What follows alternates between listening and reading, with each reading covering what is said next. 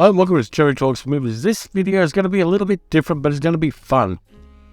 Last weekend, middle-aged geek girl and I went to a town called Clunes, which is, according to Wikipedia, 139 kilometres from Melbourne, which means it's about 100 kilometres from our place.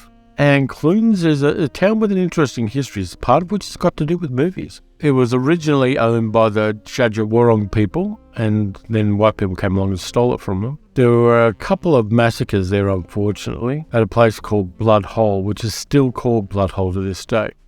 And in 1850, gold was found in the region in Clunes, and Clunes became a boom town. From 1850 to 1893, basically, it was a gold rush town. Then the gold ran out. The town stayed around, but it wasn't doing really well. It became very run down in the 20th century. So in 1979, it was pretty much run down. And in that year, George Miller and Byron Kennedy decided to film the scenes in Mad Max, where the toe cutters gang arrived to collect the Knight Rider's body. That is where, since 2007, the Clunes Booktown Festival has occurred. Now, Clunes has been turned into a book town in the same way that many towns in Europe have, including Hay-on-Wye. And every year they have a festival in autumn where they block off the main street, charge you $10 to go in, and there are tons of new and second-hand books to buy. Now, middle-aged geek girl isn't as fond of this as I am, but we know a bunch of people who go there. I'll tell you about those people in a moment. But I went in there this time around trying to find movie-related stuff. In the past, I've been quite successful finding movie reference books, and the prices are pretty good too. I think most things are around $5, which is pretty reasonable for old books in good condition. And also new books are available as well. There are a lot of self-published books there. There are also small press books. And my friend Justin from Slow Glass Books was selling off a whole bunch of his personal collection of science fiction novels. And I'll tell you about that as well in a moment. But I found some movie-related stuff which is really cool and really interesting. And these things I got for $4 each. First off, there's the guide to the book festival. This one's not movie-related particularly, but it's kind of cool. It's the cocktail menu from the Chevron Hilton Hotel in Surfers Paradise in the 1960s. And that's what it looks like on the outside. The reason I got it is, it's basically a map and a recipe book of 1960s cocktails. They've got everything in here. They've got zombies, eggnog, gin Ricky's, slow gin fizz, Pusso Cafe, Zachary's, Planters Punch, Martini, Champagne Cocktails, Hot Toddies, Cuba Libre, Angel's Kiss, Brandy Alexander's, Singapore Slings, Mint Juleps, everything is there. And it's fantastically illustrated as well. So I picked that up for $4 and I've got a number of people I know who are mixologists who are envious of that one.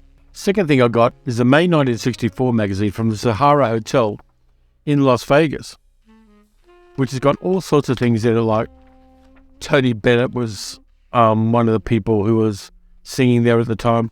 It's like a Rat Pack era artifact about the Sahara Hotel. Very cool. A lot of rich people in Australia tended to flock there when they could in the 1960s. There were lots of pictures of now dead people sitting around having their photo taken. But yeah, it's kind of the original Ocean's 11 style 1960s Sahara Hotel magazine. The casino had a magazine. EO 11.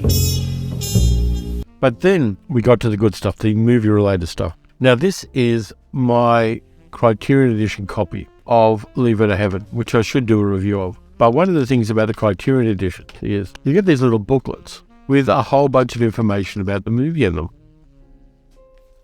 And so that comes along with the disc. And you've got that little bit of extra information without putting the disc in and looking at the extras. Before movies were even available for sale, large movie productions, that the big tentpole event films had the same thing. And here's the one for How the West Was Won, which is fascinating because it's got the MGM executives doing an announcement about it. Got the title there. It's got all the stars of this great big Cinerama movie and a little bio of them and the characters they play. Because you've got to remember, this is before IMDb, before you could look this stuff up easily. More of the stars there. The co-stars as well, including Agnes Moorehead, Raymond Massey, let's see, Walter Brennan, Mickey Shaughnessy, Thelma Ritter. Some beautiful colour illustrations from the movie. And a great piece on what is Cinerama, the widescreen 3-projector Cinerama process, so it gives you a detailed description of what that is. Producers, the writers, the directors, and How the West Was Won had 3 directors, who were Henry Hathaway, John Ford, and George Marshall, who the cinematographers were as well, which is kind of weird. And then the next Cinerama movie gets announced on the back page, The Wonderful World of the Brothers Grimm. Again, I picked this up for $4. But that's not all. I also got the one for The 10 Commandments, which is from much earlier and has full-page black and white pictures from the film. Because you got to remember, people couldn't just look these things up after they saw the movie. These were mementos and aids to memory for people who watched the movie. And there's pages and pages of it, some of which is production illustrations as well. And this one, given the fact that the 10 Commandments was, 1956, which means that it's heading on for 67 years old. This one's in quite good nick, and it's got a little article about Cecil B. DeMille there. And the back cover, this one says 72 shillings, so it was definitely an Australian release of this. Now, I haven't seen one of these like this in modern times, except for when the Astor Theatre here in Melbourne showed Quentin Tarantino's The Hateful Eight. They put out one of these for The Hateful Eight, and I've got 2 copies of it stacked away in the archives. But this was what was done with big tentpole pictures at the time, including, of course, South Pacific, because I've got the one for South Pacific as well, with Rosanna Brazzi and Mitzi Gaynor on the back, filmed in the perfect show in Todd A.O. And again, this one's got less colour in it than some of the other ones. It's got the story of the movie as well. It's got the main actors in it, the score and the songs from the movie. Ray Walston there, Bloody Mary and the rest of them singing Bally High. It's a really nice one, and this is really well preserved. Again, this is one, this booklet is like 60 years old, and I picked it up for $4. And who says drag is a new thing? Yeah, and the inside cover, of course, is in full colour as well.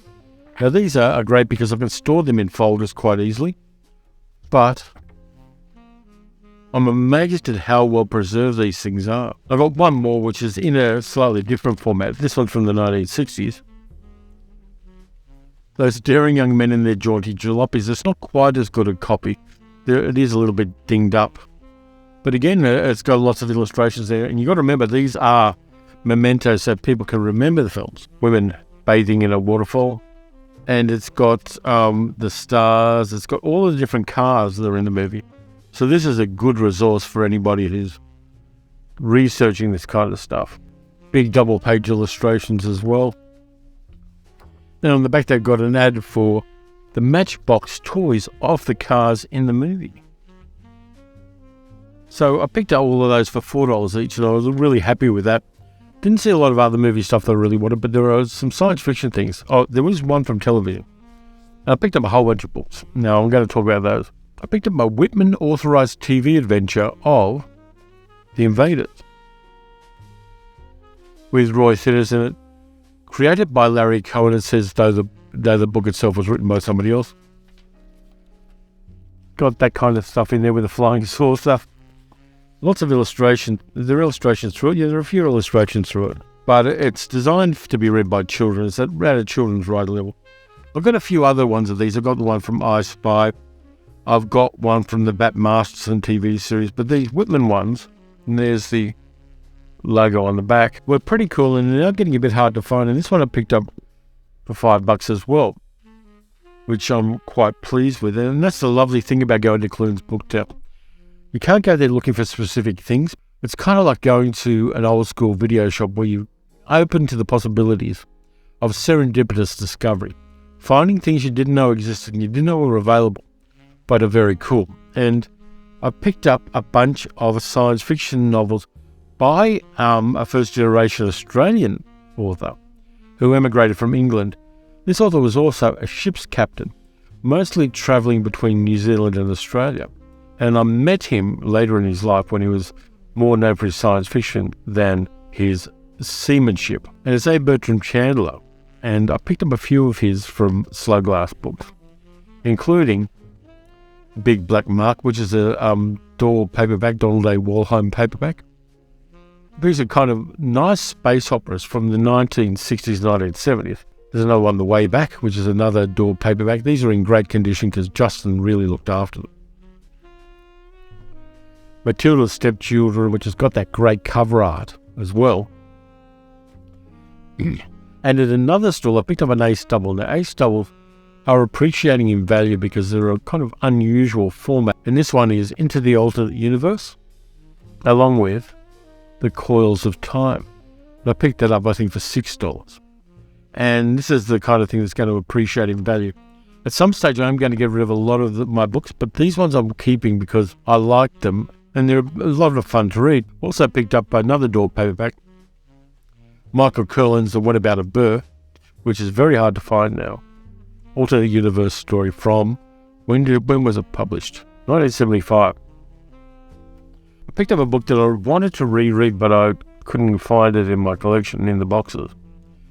Brian Aldiss' Barefoot in the Head, which is very 1960s new wave science fiction, which is a lot of fun and pissed off a lot of old school science fiction fans and writers, which is another reason to love it. Picked up a couple of very cheap 1960s kind of spy paperbacks, Gavin Lyle's Midnight Plus One and Venus with Pistol, which again are just kind of reading copies. They're from Pan. Is that the right way up? No. They're from Pan. But yeah, I don't mind these because I do like a good spy novel and even a mediocre spy novel. So, and I like the cover design of these ones. Then I went and saw my friend Lindy Cameron, who runs a small press called Clandestine Books. And there's an anthology of stories based on H.G. Wells' War of the Worlds, showing what happened in Australia during the events of War of the Worlds. And it's War of the Worlds Battleground Australia, which has got a whole bunch of stuff from good writers, Sean Williams, Jack Dan, Carmel Bird, Jenny Valentish, Janine Webb, Karen Warren, Lucy Sussex, who's a friend of mine. In fact, there are a number of people who are friends of mine in this one. But I didn't get a copy of this. It's from 2019, but it's still available at Clandestine Press. And I will put a link in the description so you can pick up a whole bunch of the stuff that this small press does, which is really good. Lindy told me that they're also doing an Australian what happened in the events of the Time Machine as well. So they had a bit of success with War of the Worlds. So they're doing Australian stories about the Time Machine. I'm not sure how that's going to play out because it's a very specific thing. But good luck to them. They're a good small press. They support Australian writers. And they do nice genre works. So that's it for that. Going to Clunes is always fun for me. The food concession stalls were a bit mediocre this time around, though the coffee van was quite good. And it was good to catch up with a number of people. I saw my friend Julian. I saw Justin from Slow Glass Books, who I haven't caught up with since pre-COVID days. And we had a good conversation as well. I saw Lindy there. Missed out on catching up with a bunch of other people, some of whom were only going to be there the next day, the Sunday. But for me, because I know so many writers, going to a festival like this is good fun as a way of just catching up with friends, apart from the fact that you find interesting things. You're supporting a small town which otherwise would have died years ago. And it's kind of nice to get out and get some fresh air and listen to some live music as well. There was a band in the bandstand singing old French chansons from the 1900s, amongst other things. They have live music there. They have stuff for kids, including a maze made out of hay bales. So yeah, it's a good vibe all around, and it supports local creative people, so I really enjoyed doing that. And as I said, this video is a bit different for the channel, but I just thought I'd draw attention to Clunes, which has relations to movies, of course. There are a number of other films that were shot there. The remake, I think, of On the Beach shot a bit of stuff there. A really poor television remake of Picnic at Hanging Rock did some shooting there. And it's just one of those places that has a good vibe. Even when it's not doing a book festival, it's a lot of fun just traveling to Clunes, stop off for a coffee, look around some of the bookshops, and then maybe head up to Talbot, the next town along the line, which has an enormous farmers market once a month, where basically the whole town turns into an enormous market. And again, that has historical buildings as well. And that part of the southern Victorian goldfields. It is a nice place to travel around and just go from town to town and looking at what they've got and enjoying the history of that particular area. That's it for this time around. Thanks a lot for watching. If you enjoyed the video, please like, subscribe, leave a comment. Let me know what you thought of my hauls here, because I'm quite pleased with them. And particularly those movie books and the movie souvenirs, which are of a different time, but still show that even before we had the internet, and even before we had streaming services and physical media to have movies, people had a big interest in who the actors were, who the directors were, how the films were made, and who the producers and the cinematographers were. It's interesting to see that the passion we have for movies is something that previous generations also had, whilst not having as much access to the information as we do. You can support the channel by becoming a patron at patreon.com/paleocinema. Next time around, I'm not sure what I'm doing, but I will be doing something. And in the meantime, watch some good movies, watch some bad movies. Grab some old movie memorabilia and just do a total nostalgia binge. And I'll catch you next time.